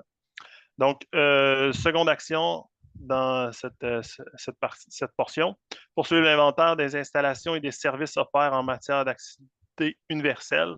Donc, on recense déjà les services qu'on offre en cette matière, mais les mettre aussi sur notre page web qu'on a vu précédemment pour bien informer nos clientèles. C'est un souhait, une demande qu'on avait reçue de la table de concertation universelle. Donc, on vient l'inscrire aussi à ce niveau-là dans nos actions qu'on peut faire parce que c'est des informations qu'on possède en partie déjà. Et bonifier l'information pour les personnes vivant avec des incapacités tant sur le web que sur le terrain. Donc, sachant que des fois, ça prend plus de temps aussi à planifier pour une personne, par exemple, en fauteuil roulant qui a certaines déficiences, soit motrices ou visuelles, par exemple. Troisième orientation, donc miser sur une offre distinctive et complémentaire Donc là, on est dans le cœur, pour appeler le cœur au niveau du plein air urbain, de l'offre, là, vraiment des sites et des pôles.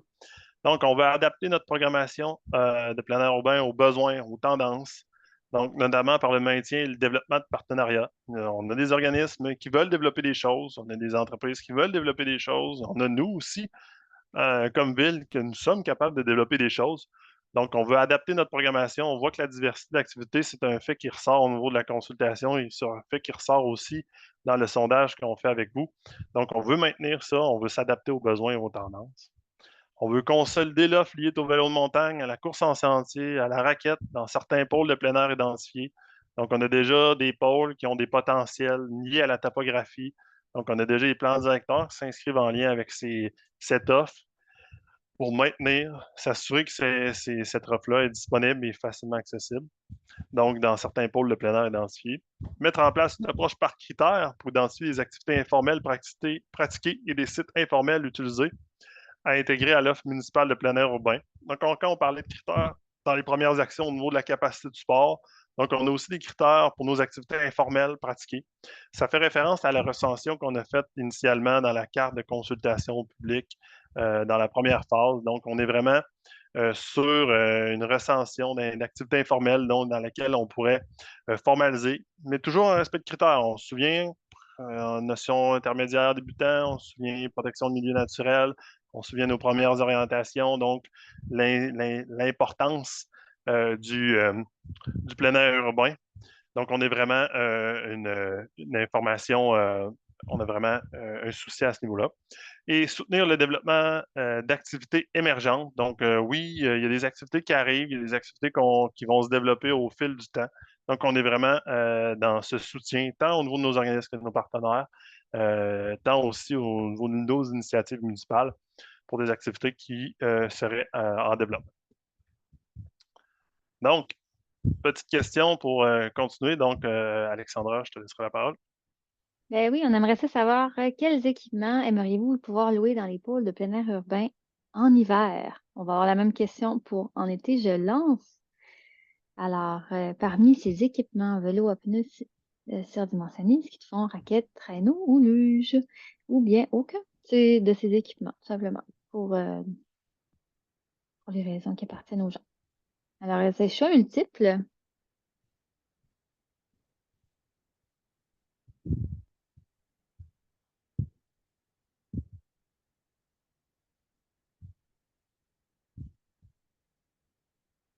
C'est quoi les lieux où on peut faire du vélo à pneus surdimensionné en ce moment? Question rapide, Fred.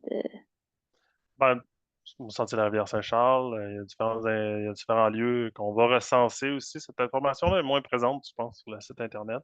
Pourtant OK. que là, la question est dans la location, c'est dans une perspective aussi d'une première question au niveau de la satisfaction en termes de location. Donc, on veut pousser un peu plus pour nous orienter, nous aider là, dans ce sujet-là.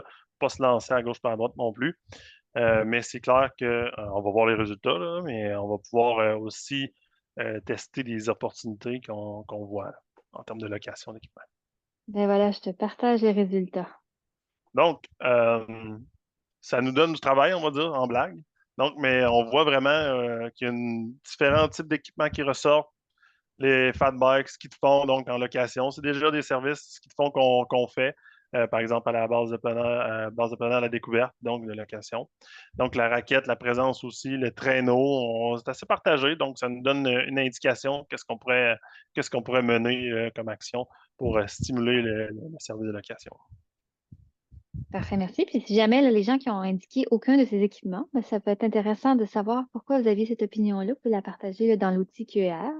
J'arrête le partage et on continue. Oui. Donc, question 8, un peu la même question, comme Alexandra vous m'a mentionné, sur en termes d'offres de location, mais en été. Et voilà, donc effectivement, même question pour l'été, mais avec, ben, encore une fois, les vélos à pneus surdimensionnés, équipement d'escalade, planche à pagaie, vélo de montagne. Donc vraiment toutes des belles activités qui pourraient être rendues là, encore plus facilement accessibles à la population là, avec une offre de location. Donc, ça monte tranquillement.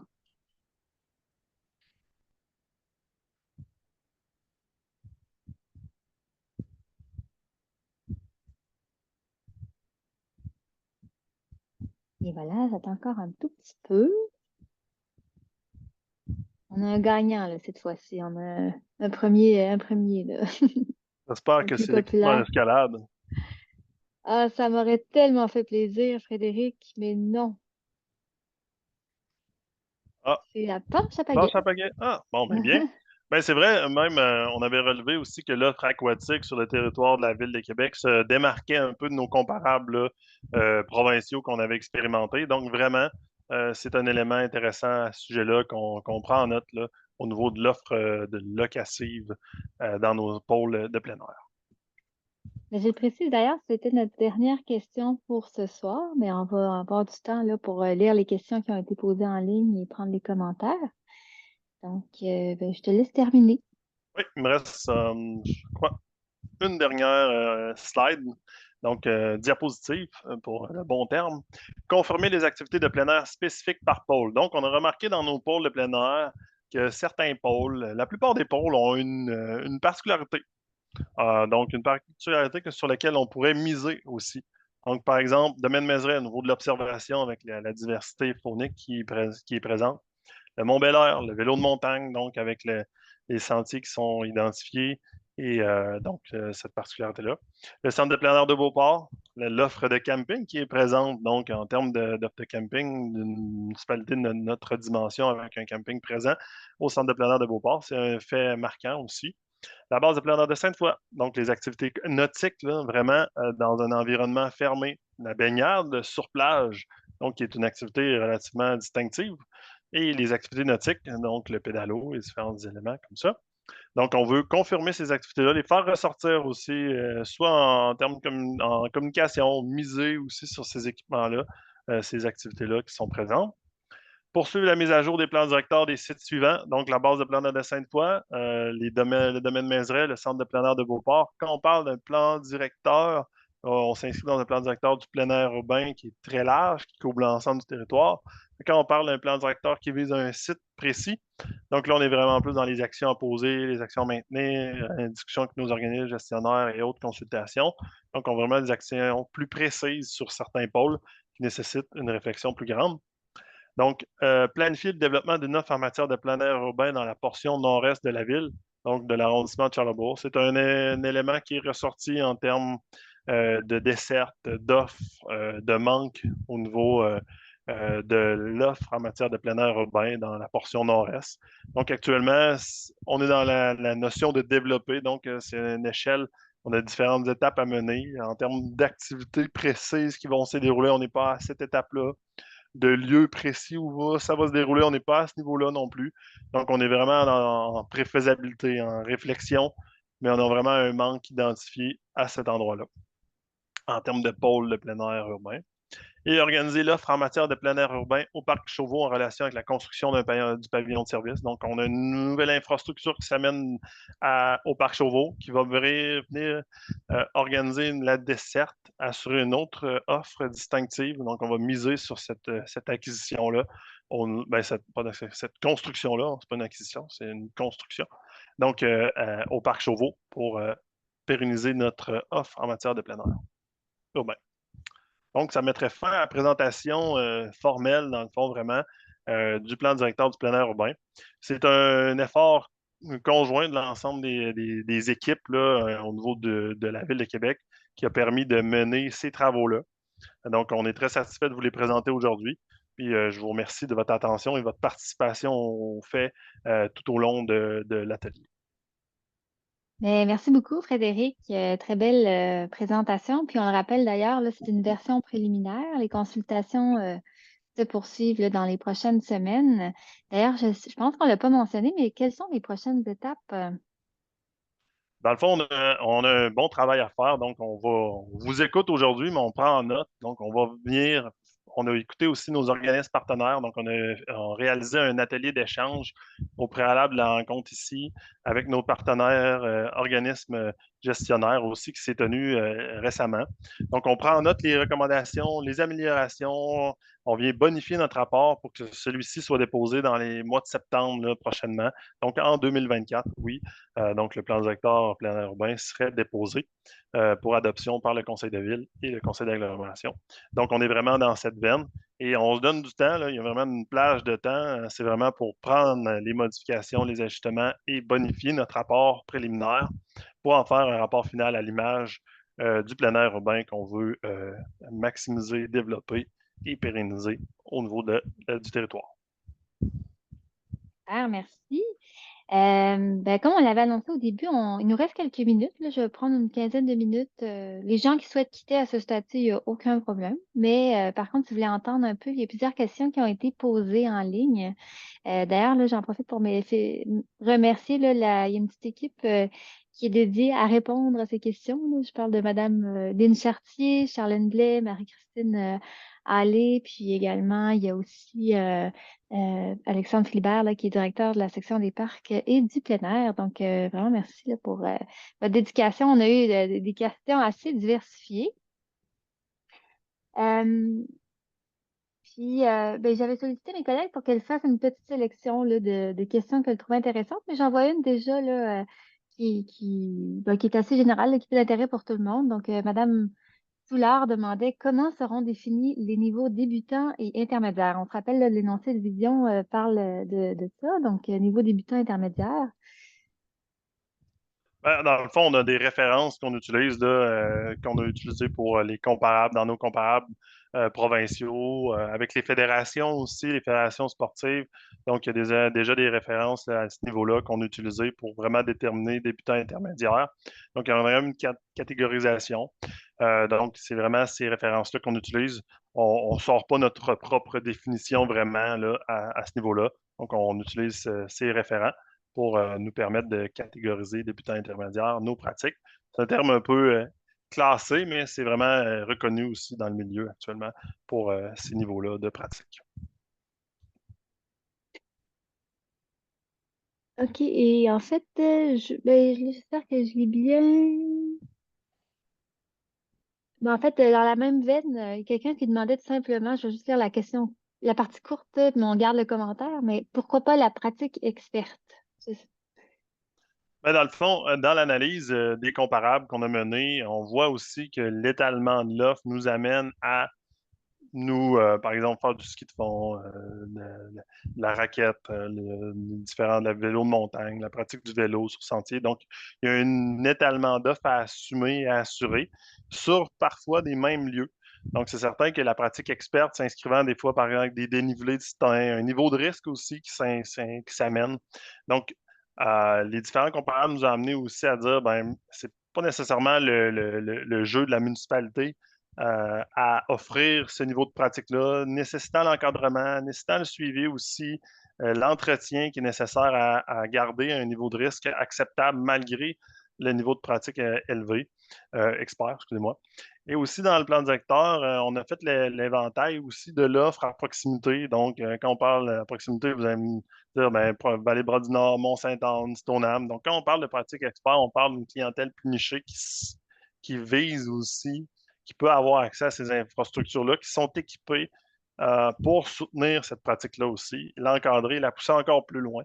Donc, on a pris en compte aussi ces lieux-là qui s'inscrivent, par exemple, ce qu'ils font aussi au niveau du Mont-Sainte-Anne. Donc, vraiment, ces informations-là ont été prises en compte aussi dans l'analyse pour permettre de dire que la ville devrait principalement s'axer vers la pratique débutant intermédiaire. Parfait, merci beaucoup. En tout cas, la personne, je n'ai pas son nom, mais la personne semble être une grande pratiquante de plein air. Elle le disait parce qu'elle dit, il me semble que l'épanouissement par le plein air et la mise en place d'une offre distinctive que vous recherchez passe, oui, par la découverte, mais également par le dépassement de soi, peu importe le niveau. Il me semble presque injuste de mettre de côté les grands tripeux de plein air qui auraient sans doute beaucoup à partager. Pourquoi ne pas penser que ceux-ci pourraient également s'épanouir sur le plein air urbain et ne pas avoir à parcourir plusieurs kilomètres pour sortir de la ville pour pratiquer leurs activités? Donc, je vais le prendre comme un commentaire, très constructif d'ailleurs. Merci beaucoup.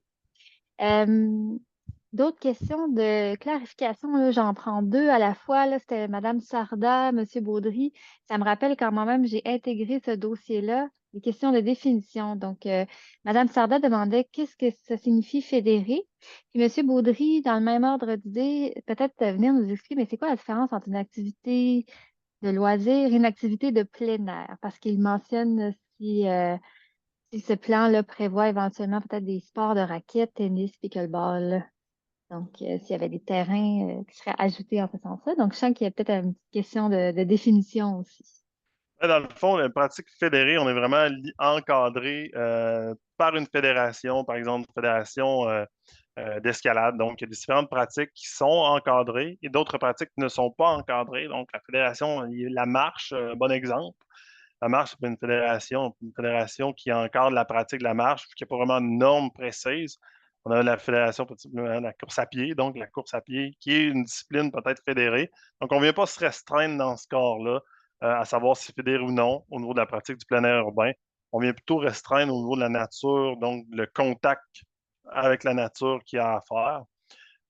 Au niveau de la question sur le loisir, dans le fond, le plein air urbain, c'est une activité de loisir qui s'inscrit dans la grande famille des loisirs. Donc, l'activité sportive s'inscrit aussi comme un loisir. Donc, c'est vraiment un pan des activités de loisirs qu'on vient restreindre pour dire, bon, mais le plein air urbain à la Ville de Québec, sachant, par exemple, qu'on peut avoir la politique d'activité sportive de la Ville de Québec qui date de quelques années. Mais oui, on vient vraiment attitrer dans ce cas-ci le plein air urbain, qui est une pratique de loisir. Donc, on est vraiment dans cette visée au niveau du plan directeur du plein air urbain. On restera un petit peu, mais la notion des activités qu'on vient encore attitrer au niveau du plan directeur du plein air urbain, c'est quand même assez grand, là. On parle d'une activité de pratiquement une trentaine d'activités différentes qui viennent s'intégrer dans la notion de plein air urbain. Super, merci. Ben, d'ailleurs, là, dans ce plan directeur du polaire urbain, là, ma collègue Héloïse m'indique que plusieurs personnes ont posé des questions plutôt sur des sites précis à travers la ville ou pour savoir si une telle activité est prévue à tel endroit, etc. Euh, Fait que finalement, qu'est-ce qui fait le plan directeur de l'ensemble de ces sites-là? Est-ce qu'il vient adresser chacun ou comment ça va se passer la suite des choses là, pour les sites particuliers? Dans le fond, on voit les notions, les actions présentées dans le plan directeur sont relativement englobantes, plutôt larges, oui. On vient pas, on vient identifier dans la version papier web là, que vous allez pouvoir rendre disponible, je pense qu'il est d'ici demain. Vous allez avoir déjà une notion des projets qui sont déjà sur la table visant des sites précis de plein air. Donc, oui, on a des interventions qui sont plus précises, qui s'inscrivent dans les actions du plan directeur du plein air urbain.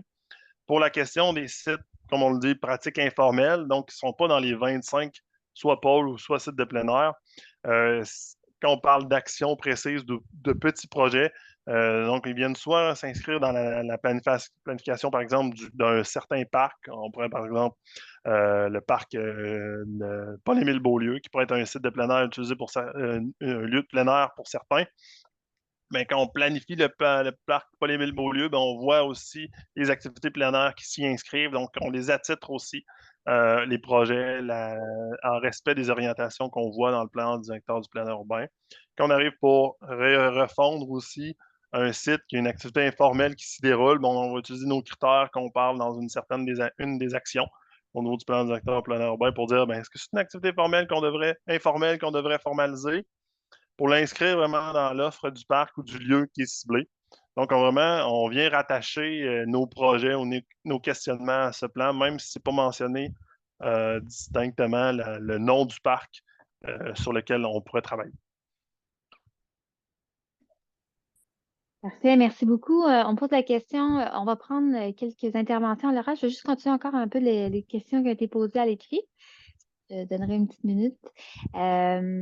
En fait, ben, dans un autre ordre d'idée, question rapide, mais on peut répondre qu'on n'a pas la réponse ce soir, mais est-ce que la Ville de Québec pourrait envisager fournir des données à des applications comme AllTrail, Trailfork et Google Maps afin de rejoindre plus de gens?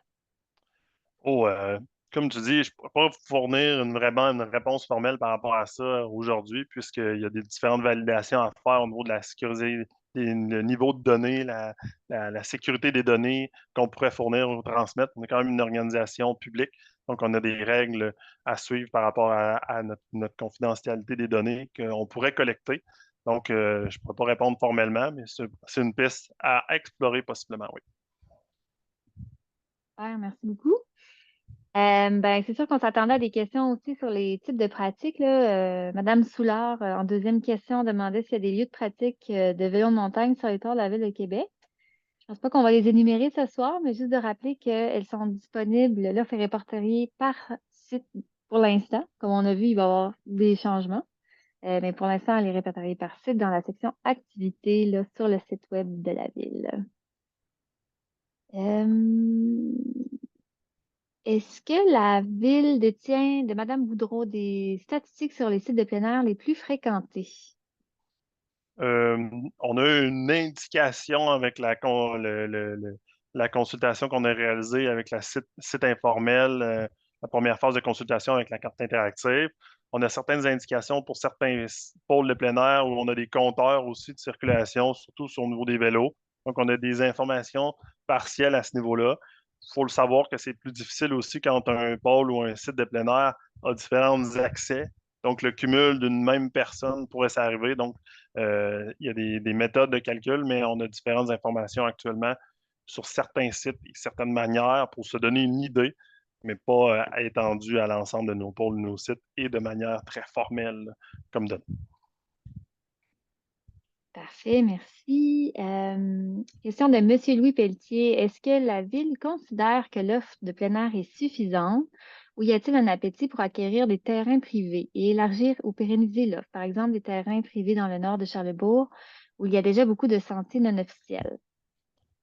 Actuellement, on a une action qui est identifiée, mais on n'est pas dans l'évaluation de dire d'acquisition ou ce terrain-là plus qu'un autre terrain. Il y a des acquisitions qui ont eu lieu antérieurement, mais à évaluer aussi la portée de cette action-là qui vise le nord de Charlesbourg. Donc, on est encore dans les premières étapes sur quel terrain ça devrait viser, comment ça devrait se dérouler, quelle activité ça devrait viser.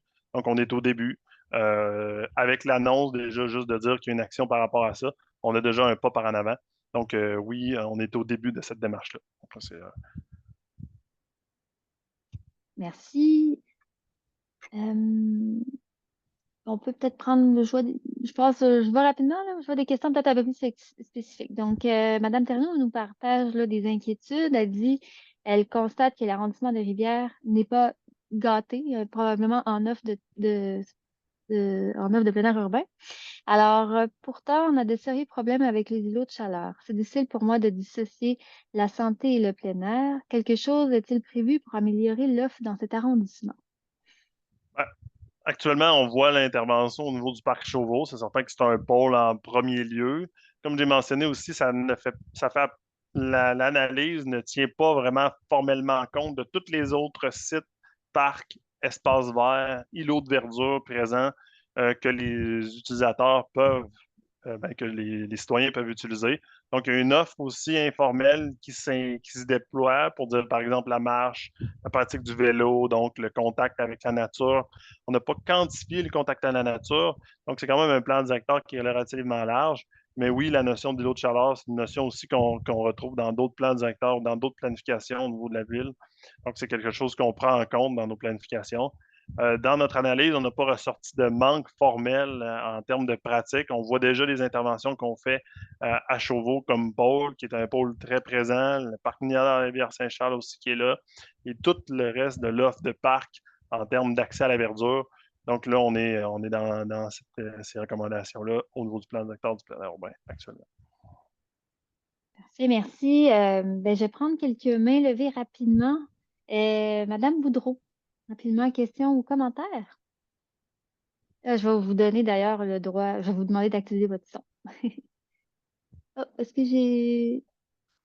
Ah, la main, c'est... Bon, ça bouge beaucoup, là, vous m'excusez. La main s'est baissée. L'abbé Marie-Ève, alors. Oui, bonsoir, vous m'entendez? Oui, ah, ok, vous êtes Marie-Ève Labbé. Oui, voilà, merci de me Ok, donner la parole. oui, présent. J'avais plusieurs commentaires. Mon premier commentaire, c'est Je sais que c'est pas un plan directeur qui est par rapport au milieu naturel. Par contre, je trouve que ça manque un petit peu d'ambition de ce côté-là parce qu'on parle tout le temps, par exemple, dans la vision du respect des milieux naturels. Quand on parle dans les objectifs, c'est protéger les milieux naturels. Quand on parle des portées d'intervention, d'en pérenniser, on parle de conserver. Mais je trouve que ce plan directeur-là pourrait aussi être un levier pour non seulement le respect puis la conservation, mais augmenter la canopée, développer des espaces de milieux naturels davantage. Fait que je trouve que c'était juste au niveau des termes, c'est toujours respect, statu quo, mais il manque un petit peu, je trouve, d'ambition de ce côté-là. Ensuite, je voulais juste parler par rapport à assurer l'accessibilité. Je pense qu'il manque aussi dans les actions, on pourrait ajouter de bonifier les ensembles interconnectés. Parce que si vous nous avez dit en début de présentation qu'il y a à peu près 40 qui vont en voiture se déplacer pour faire une activité de plein air, ben, en ayant plus de corridors verts urbains, en fait, qui joignent ces pôles-là ou ces sites-là. Puis finalement, dans l'offre distinctive, je voyais que vous aviez des actions par rapport au vélo de montagne, la marche, la raquette. Je me demandais un peu ce qui était au niveau du ski de fond. Puis je remarque, au début, vous disiez qu'il y avait au niveau de l'offre aquatique un petit manque à ce niveau-là. Moi, je regarde juste les espaces de mise à l'eau, que ce soit kayak, planche à pagaie, etc. Et pour finir en beauté, juste quelques petits concepts que j'ai beaucoup appréciés. L'agilité, je pense que c'est vraiment quelque chose qui est à garder. Le concept de sans trace aussi, puis d'avoir favorisé l'accès financier au plein air. Je trouvais ça important de le mentionner aussi. Merci. Merci à vous. C'est vraiment super intéressant, tous les commentaires. Je prends quelques notes au passage. Je trouvais intéressant la notion des milieux interconnectés, donc effectivement d'un lieu à l'autre, si je comprends bien, en plus tout en verdure. Protection des milieux naturels, je ne sais pas si on aurait eu des éléments de plus parce que c'est sûr que il y a tellement de de différentes planifications à la ville. Donc, je ne sais pas si on souhaite commenter là-dessus, sur les autres planifications en cours, Ben, dans le comment ça fond, oui. s'interconnecte, tout ça. En partie, oui. Dans le fond, c'est certain que c'est un plan directeur du plein air urbain. Puis nous, on a nos interventions qui s'inscrivent dans d'autres planifications aussi, dans certains lieux plus précis. On a une équipe aussi en planification de l'aménagement et de l'environnement qui s'assure de maintenir le respect, la conservation sur l'ensemble du territoire. Puis c'est un peu leur dossier vraiment à la ville. Donc, c'est clair que c'est le plan directeur plein air urbain, c'est pas un petit bateau seul là, dans le fleuve de la planification municipale. C'est un bateau qui vient s'inscrire aussi dans la stratégie de développement durable qu'on a à la Ville de Québec, donc avec les défis nommés cohésion sociale, santé globale. Donc, c'est vraiment décarbonisation. Donc, on est vraiment dans ces défis-là aussi collectifs. Donc, c'est un plan directeur qui vient s'arrimer aux différentes planifications de la ville et qui vient les influencer, qui vient dire, ben oui, donner aussi une raison, dire, bon, on pourrait pérenniser un milieu, conserver un milieu. Ah oui, en inscrivant la pratique formelle de la marche qui est déjà présente, en l'encadrant aussi, par exemple. Mais oui, c'est un outil de planification qui vient s'ajouter et influencer les autres. Donc, il y a un peu aussi de jeu à ce niveau-là entre nos planifications. Mais on prend votre commentaire aussi au niveau des termes utilisés là, pour bien faire transparaître le rôle de ce plan-là et de ce qu'on veut transparaître avec ce plan-là. Parfait, merci beaucoup. Je vais me permettre de dépasser un tout petit peu le 20h30. Comme je l'ai indiqué, de toute façon, les gens peuvent quitter tranquillement. En fait, comme j'ai ouvert un premier tour de parole, là, je vais terminer les mains qui sont levées. Je vais demander d'y aller très rapidement pour une fin le maximum vers 20h40. Donc, Monsieur Breton-Saint-Jean, dans un deuxième tour de parole. Deuxième tour de parole, on y va rapidement. Je vous donne le droit de parole. Parfait. En fait, moi, j'avais une question au niveau une réflexion sur la gestion des risques, puis je vais aller vers certains sports comme le vélo de montagne, l'escalade ou des activités nautiques. Donc, on sait, il y a des citoyens ou la ville en tant que telle, comme peut être très, très inquiète par rapport ou à la notion de risque, par rapport à justement des pratiques non supervisées, tout ça. Je me demandais s'il y avait des réflexions là, pour se donner un cadre, dans le fond, qu'on ait comme une genre de politique ou quelque chose que après ça, on peut s'y référer justement comme une norme de pratique par rapport à ça, justement pour permettre que les activités soient libres. Sous-tend à ça, tu sais, tout l'aménagement dans le sens que, tu sais, on peut pas faire un aménagement sans risque quand on parle de vélo de montagne ou tout un risque dans la vie, même traverser la rue. Donc, il y a cet enjeu-là qui me semble quand même être assez important quand on parle de plein air urbain en lien avec des activités libres, là, comme puis aussi, tu sais, par rapport à ça, on semble vouloir écarter l'escalade à cause de ça. Très récemment, c'était le vélo de montagne aussi qui était malmené là-dessus. Ça pourrait être les activités nautiques aussi et d'autres. Donc, c'est ça, l'escalade est souvent mis de côté par rapport à ça. Il y a un site qui a fermé à Québec, il y en a un qui a fermé à Stoneham, donc il n'y a plus de site dans la région. Puis c'est quand même une pratique là, tu sais, qu'on s'entend qui est pour le grand public, qui est rendu monsieur, madame, tout le monde. Là, on n'est plus rendu comme les années 80, là, où c'était plus niché. Donc, par rapport à ça, ben moi, je t'inquiète, tu sais, justement, que ces sites-là, on perd l'accès, là, de voir comment que c'est possible de travailler là-dessus, Ben, merci sur ça. beaucoup. J'entends bien, là, justement, pour ces pratiques là, qui nécessitent cette gestion particulière des risques. Puis juste Euh, un dernier petit site aussi, tu sais, c'est que ces activités-là peuvent pas être faites n'importe où. Tu sais, c'est vraiment en lien avec un actif vert qui est à un endroit précis, qui est très, très rare. Puis une fois qu'on l'a développé, ça a une valeur inestimable pour une ville. Donc, c'est vraiment essayer de prendre conscience de ça aussi autant que possible. Parfait. Merci. Est-ce qu'on aurait des commentaires là-dessus? Ben oui, on peut rebondir là-dessus. C'est certain que l'escalade, comme on l'a mentionné dans un de nos pôles, c'est une pratique qu'on a identifiée. Donc, c'est clair que, on veut l'orienter principalement sur des terrains de propriété municipale. Donc, on veut les souhaiter le développer sur des propriétés municipales. Puis les sites on mentionne que les sites qui étaient fermés étaient principalement sur des terrains privés. Donc, c'est une action qu'on porte là quand on faisait mention du du parc du Mont-Bel-Air. Donc, le pôle escalade pourrait s'inscrire à ce niveau-là. Donc, il y a déjà des actions et des démarches. Comme on le dit, c'est vraiment important de le dire, de comprendre que la ville, on ne peut pas vraiment agir sommairement. Là. Donc, on veut planifier les aménagements, s'informer auprès de nos organismes ou de la fédération pour vraiment le faire de la bonne manière, pour ne pas se mettre à risque. Oui, il y a un risque dans l'activité, mais quand il est connu, il est encadré, il est compris et il est informé, c'est beaucoup plus acceptable que lorsque c'est, par exemple, sur un terrain autre fait par une pratique non encadrée, inconnue de tous et sur une propriété municipale. Donc là, donc on veut vraiment bien faire les choses dans le cas de l'escalade. Donc, c'est un bon exemple sur lequel on veut déjà développer aussi sur notre propriété dans le cadre de ce plan-là au niveau des pôles de plein air.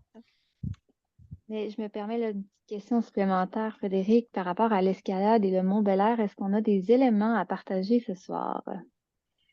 Ben, dans le fond, il y a déjà des actions qui s'inscrivent dans le plan directeur. Là, donc, vraiment, on travaille à Du ce Mont-Bel-Air? niveau-là. Du Mont-Bel-Air, Juste excuse. parce Là, du que Mont-Bel-Air. ça se peut que la personne ne connaisse pas bien. Ouais, vas-y. Oui, il y a déjà Mais des actions qui s'inscrivent dans ce niveau-là, qui sont identifiées. Donc, mais on est vraiment dans les planifications pour faire de la bonne manière. Parfait. Merci. Je vais prendre une prochaine main. Je vais terminer. Là, d'ailleurs, je prends les deux derniers tours de parole, puis après ça, ça va être la fin de la rencontre. Donc, n'hésitez pas, encore quelques minutes pour envoyer des questions aussi dans le QR. Monsieur Galbran, je vous donne la parole. Oui, bonjour, on m'entend bien? Oui? Oui, parfait. Ma question est par rapport aux écoles, à savoir si dans votre plan, vous considérez l'accès que les écoles peuvent avoir aux différents pôles et autant au transport collectif, le transport en commun, parce que souvent, tu sais, on va faire des sorties, on prend l'autobus jaune, puis avec la pénurie, c'est difficile de trouver des chauffeurs. Donc, de voir s'il y a une mobilité dans votre plan par rapport aux écoles, parce que c'est là qu'on peut aller chercher le plus de nouveautés, d'amener les jeunes à découvrir les activités de plein air. Et deuxième question ou proposition, c'est à des endroits stratégiques qui sont plus proches des écoles, comme dans le parc Chauveau, avoir une installation avec plusieurs chaises ou des bancs où on pourrait comme donner un cours extérieur. On parle beaucoup de cours, amener les élèves à l'extérieur le plus souvent. Est-ce que ça serait des aménagements qui pourraient être pris en considération? Merci beaucoup. Super intéressant là, pour justement le volet éducatif, l'accès au parc. Est-ce qu'on aurait quelque chose à dire là-dessus? Ben oui, dans le fond, les écoles ont déjà accès au site et pôles, là, donc on a déjà un programme, entre autres, là, pour l'accès gratuit à ces équipements-là au niveau du ski de fond. Donc oui, c'est une mesure, c'est des actions, c'est nos partenaires. Donc on est déjà dans cette planification. J'entends bien aussi au niveau du transport collectif, là, sur l'impact du transport scolaire qui peut être coûteux. Donc on le prend en note là, en termes d'accès avec du transport collectif, du transport actif. Donc ça vient répondre aussi à notre notion de desserte, là, de nos pôles d'activité. Au niveau de l'aménagement plus précis de ces pôles, donc, je référerais au plan directeur qu'on développe souvent dans nos infrastructures. Donc, par exemple, on a fait le plan directeur du Mont-Bel-Air, le plan directeur de la base de plein air de Sainte-Foy. Donc, c'est une information aussi qu'on peut prendre en compte dans ces aménagements plus spécifiques, tenant compte de toutes les pratiques et de la réponse aux différents besoins et aux utilisateurs. Donc, c'est une réflexion, mais je le prends en note aussi tant sur l'accès que les équipements nécessaires qu'on on accepte ces groupes. Ah, ben, merci beaucoup. Et on va terminer. Madame Boudreau, je vous donne le droit droit de parole. Oui, bonsoir. Ben, c'est ça, je trouvais ça assez intéressant, le commentaire de Madame Labbé, Marie-Ève Labbé, là, sur l'orientation. L'orientation, dans le plan, on parle beaucoup, dans la première orientation, de protéger, de limiter, pas limiter l'accès, mais tu sais, une question de protection, là, parce qu'il y a de la surutilisation. On peut se demander aussi s'il y a de la surutilisation, est-ce que c'est parce qu'il en manque des sites de plein air, des pôles de plein air? Je voyais pas tant, à part le secteur de Charlebourg, il y a une intervenante qui a parlé du manque dans le secteur de Saint-Émile. Est-ce que la ville avait des ambitions pour développer d'autres pôles ou d'autres sites? Parce que ça pourrait être une façon, là, je nie pas le besoin de protection des sites, il faut protéger la nature, mais pour protéger la nature, il faut d'abord avoir un contact, favoriser le contact avec la nature.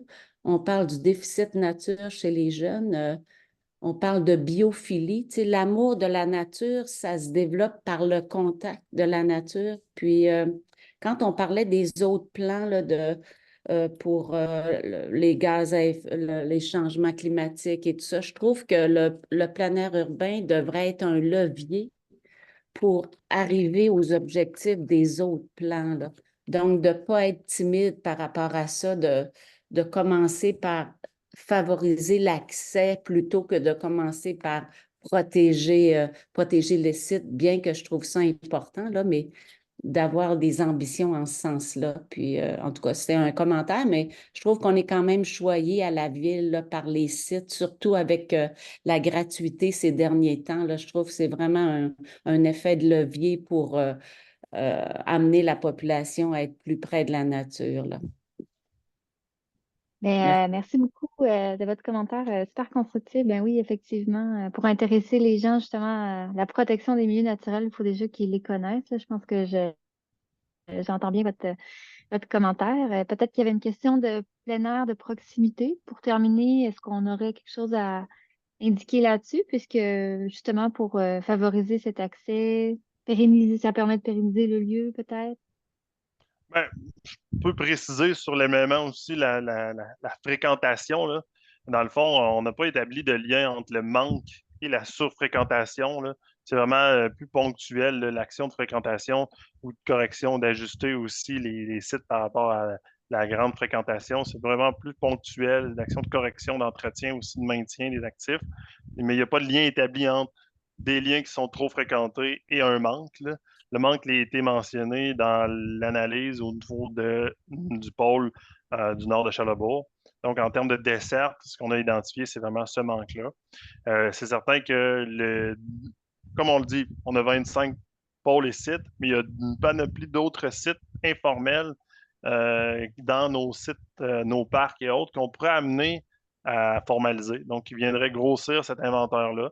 Donc, c'est une action aussi qu'on inscrit dans le plan directeur.